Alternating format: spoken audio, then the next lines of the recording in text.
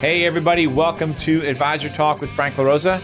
I am your host, Frank LaRosa, and I am joined today and just about every day by my right-hand man and COO, Dale Dempsey. What's up? Dale? Hey, I'm in town. I'm back in town. I'm feeling good. I'm back. Traveling the world. I didn't know that. Was it somebody else sitting at your desk? So what Frank doesn't know is I'm a twin. If that's scary or good. I'm not really sure. Yeah, I've got a twin brother who sometimes works. So you don't know who you're talking to right now. We both go by Dale. Agrees with me or doesn't agree with me? The one right now. That's surprise. It just depends. All right. Anyway. So for new listeners, welcome to the show. For existing listeners, thanks for coming back. We appreciate it.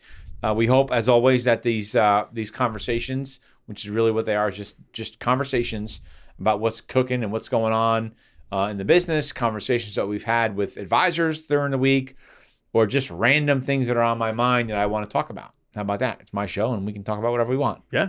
And so one of the things that's been, it's interesting, this particular topic, which I'm going to call sort of like glory with no grind, right? You know, no grind, no glory, which is really like I envision it, like no grind, no glory. What the hell does no grind, no glory mean?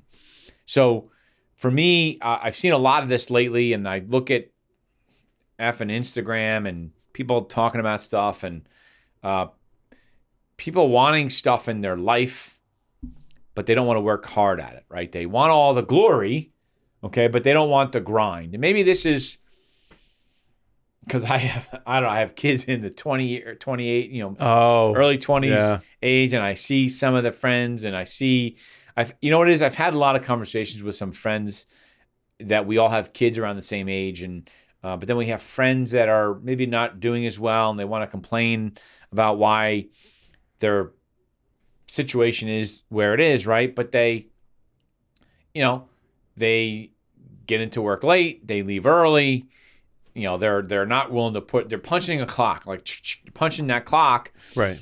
And they're doing that over and over and over again, expecting a different result and not really being successful, right? And so in order for you to really be successful, and I guess I'll bring this up. We have a thing called, we have a Mastermind Monday meeting that we do every Monday with our entire organization, which is close to about 30 people now. It is. It's getting up there. I actually have the numbers. I did the numbers the other day. So okay, sort of like, we don't have a chime, but that is some sort of watermark that has been, interestingly enough, a grind over the last almost decade now. Mm-hmm. And it's always been hard work. And like you say, I love this. You brought up this point. I think it was actually today that we don't always, you can't time the best opportunity, right? You can't time that stuff. What you can do is work really hard. And when those opportunities come, and they might come in an abundance, and you're overwhelmed, you have to take that. Right. It's not always going to be like that. And you have to take the opportunities when they come, because you don't know when they're going to come or not come, right? And we were talking about talent, really. Yeah. And we're growing, not this is a pitch for our organization, but we are attracting tremendous talent to our organization, which I'm blessed to have, and and everyone that's joined us. I totally agree with that. We're totally blessed to have. Some of that is a visualization thing, right? We talk about living in abundance, and these are the types of things that we talk about on our Monday mastermind calls as a whole organization, where our vision is going with the organization, and bringing people on board, and people with years and years and years of financial services talent.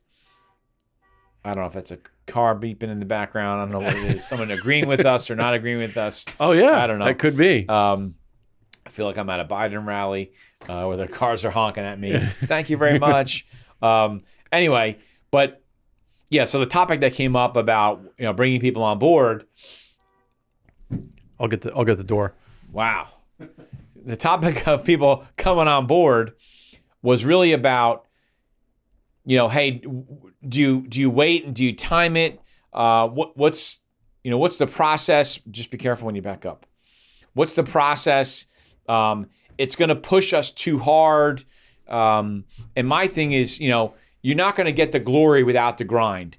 One of the calls, so one of my great consultants on our team, Stacy Frank, brought up she had something this week talking about your current self and your ideal self. So for those of you looking, your current self is at the bottom here, and your ideal self is at the top.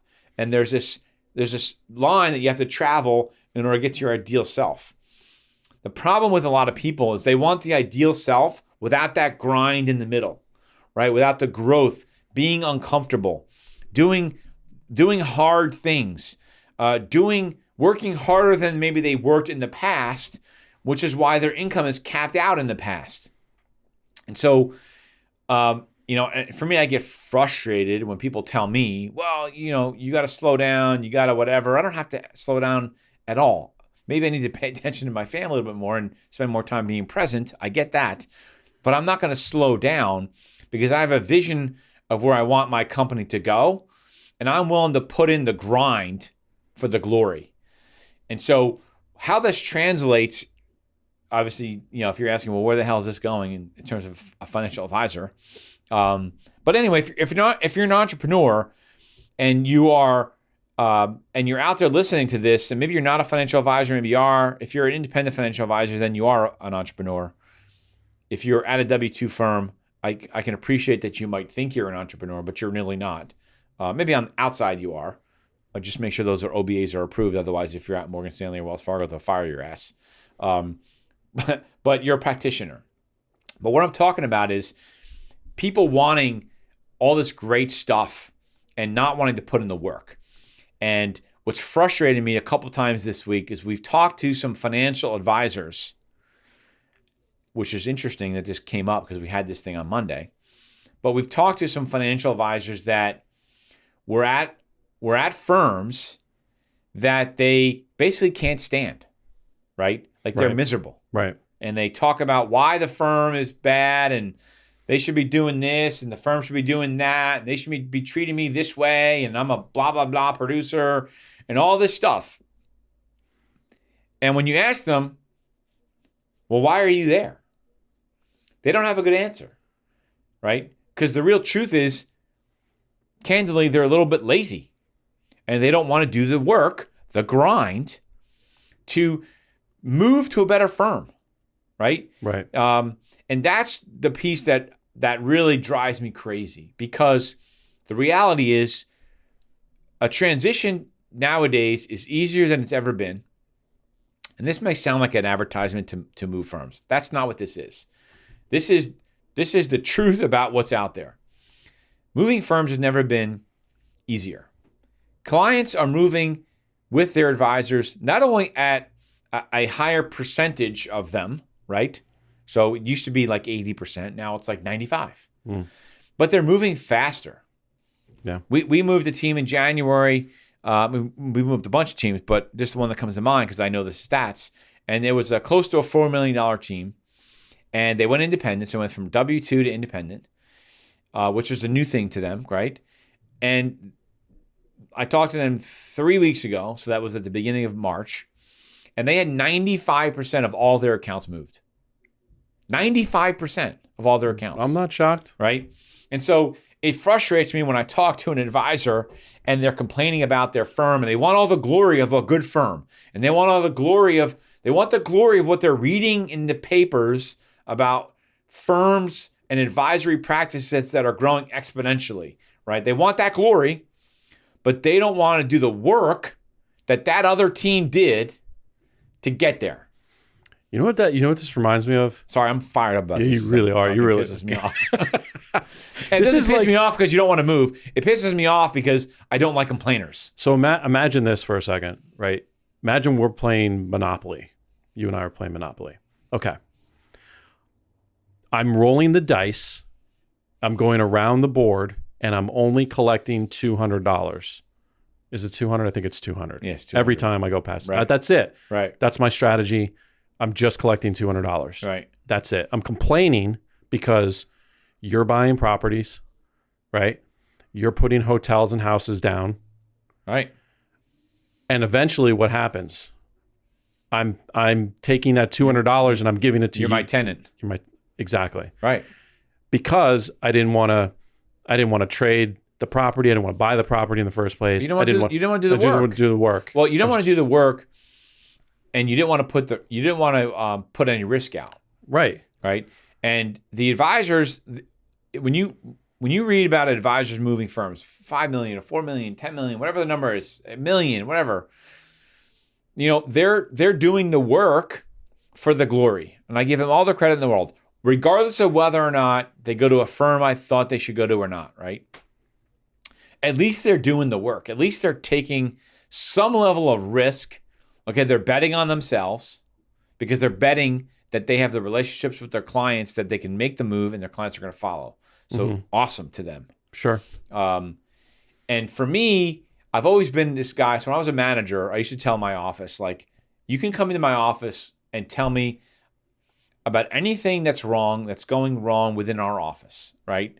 Not necessarily the firm, because there's things that are out of my control, but you can come into my office as an open door and tell me whatever you want that you think is going wrong, but you have to have a solution. So basically, you can come into my office and bitch and complain as much as you want, but you need to have a solution. If you don't have a solution to the complaint, don't come to my office because I won't even hear it, right? Right. And so it created a meaningful conversation. It created some great stuff. If you worked in one of my offices, we did some cool stuff, right? Right. And so this is the same kind of thing that I talk about with the glory and the grind. Like if you want to get to a firm where all the things that you dream of that your firm's going to do, or you think a firm should do, right? Oh, they shouldn't discount our trades when we trade. Oh, they should let us charge whatever they want. Oh, we should be able to do more social media than the firm allows us to do. Okay, there are plenty of firms out there that will let you do that. Right. All day, every day, right? So, oh, you don't want to do the work. Okay. That's what it comes down to. Right. You don't want to spend a little bit of time putting yourself and your business, and more importantly, your clients, in a better position. My stomach's growling. You should. Well, that as an advisor, you should be doing the work, or you're doing a major disservice to yourself. I think every advisor should, on an annual basis, or at least every couple of years, review the firm that they're at. Right. I said to one guy who was really just hammering his firm, didn't want to leave, but he was just hammering his firm. I said, let me ask you a question. If you were on a search for a new firm, right, and you looked at your current firm as one of the options, would you choose your firm? Fuck no, I would never, blah, blah, blah, blah, blah. Then why are you there? Right? Yeah. And he didn't have an answer. He had an excuse. I'm sure There's no excuse. I'm sure he the had only an excuse. is, my deferred comp. Bullshit. Right?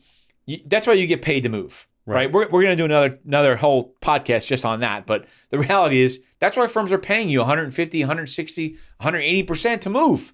Because the firms and the practices that are getting that kind of money are leaving deferred comp on the table. So don't use it as an excuse.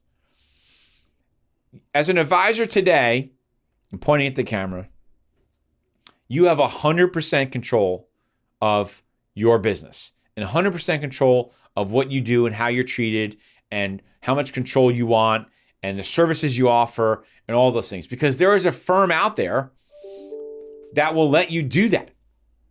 You just might not be at the right firm, and that's okay. But ACATs are fast. There's firms that will help you transition. Your clients move. Your clients are, at this point, if you're listening to this, 5 years from now or whatever, right? We're still in a year plus or just over a year of COVID and working from home and all that stuff. So you haven't even gone into the office in a year. So your clients aren't expecting you to be in the office. They know you're working from home because they're working from home. So all of the reasons, because everyone's working from home, firms have adopted more of an e-delivery, e-signature transfer process, which is great. So the industry is evolving because of what's happening. And that evolution of our business is making it easier for financial advisors to move. That's why we don't have enough hours in the day to talk to the advisors that we're trying to help move. And here you are creating more of those scenarios. I'm okay with that. Yeah, me too. I'm okay with that. I'm going to answer the phone if you call. Because you're putting in the work. Because there's 24 hours in a day, and I can still work a few more hours. Unless you have a twin brother, right? Right, and then there maybe there's 48 hours. So you have the family thing and the work thing. I don't have a twin brother. God help my wife if I had a twin brother. Anyway, look, I think that the message today, there's really two messages, right? So one is a personal message, like a personal development. Forget about whether you're in financial services or not. And that is, whatever you're going through today passes. If you have dreams and goals and desires to achieve something great in your life, you have to work at it, okay? You can't just have a goal and not work at it, because then it really is just a dream. Right. And it doesn't mean shit. Yeah. Okay? You have to have big, lofty goals in your life, and you've heard me talk about this. Mentor of mine, Ed Milet, talks about this. You have to have goals that are big enough for everyone around you to fit in. So that they buy into what you're doing. So they put up with your shit like you do with me. Well, while you're doing shit during the course of a week. Yeah, but what you find when you do that is that everybody has similar goals and dreams, but they're just not taking them serious enough and having somebody there side by side with them to promote those things. Right. You have to be talking about that stuff. You have to be talking about what your goals and dreams are, right? What your ideal self is, as Stacy had so eloquently put with the diagram. But what I think is sad, really, is when people have those goals and they don't work towards them, or they don't work towards them with a passion that's obsessive. So Ed talks about obsessive passion towards your goals. And if the things around you don't fit into the space that's going to lead you to those goals, right? You need to edit those things out. You need to filter those things out. So the personal message is, you can do anything. And I talked to my son about this, my 16-year-old son, about what he wants to do, right? He wants to be a doctor. What kind of doctor? Micro, whatever, all that stuff, right? And then my wife's like, medical school's hard, blah, blah, blah. I'm like, stop talking that way. Like, he can do anything he wants. Right. Right? Because she's like, he's sweet and all that. And I said, he can do anything he wants. And if he wants to, be a brain surgeon, he can be a effing brain surgeon. And he's gonna have to work at it, right? It's not gonna, he can't just wish it. No. He's got to work at it. He's got to think about it, obsess about it, and work his ass off to get there. And if you do that, that cures so many things. That takes care of so many things, just working at it. But grinding day in and day out, and your body will get used to the grind to a degree, right? You got to pull back sometimes. That's why I'm like casual this week. I'm like a little bit grinded out. I'm excited for a cool, nice, relaxing weekend. But the reality is, it's about a grind all the time. For a financial advisor, again, the personal side of the grind, definitely. I talk to these advisors and they want to go from $1 million to $3 million, right? And their plan is just to say, I want to go from $1 million to $3 million, right?